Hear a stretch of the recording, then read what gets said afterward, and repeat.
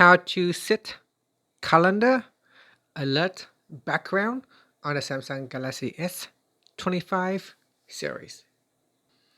Now on the home screen or in the apps screen, open up the calendar app. Then go back to the main calendar page here and tap on the more button. Next, we tap on the settings icon.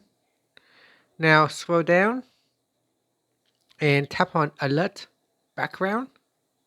In here, if you want to set a color, you can choose a preset color, or you can tap on the gallery icon in here. And in here, you want to scroll through the list and select a picture that you want to use.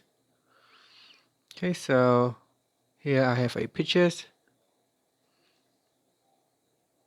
Then that's it. So here we can turn on the back key. So we have now set a picture. And then that's it. So that's how you can set a picture to your calendar alert background. Thank you for watching this video. If you find it helpful, please like and subscribe to my channel for more videos.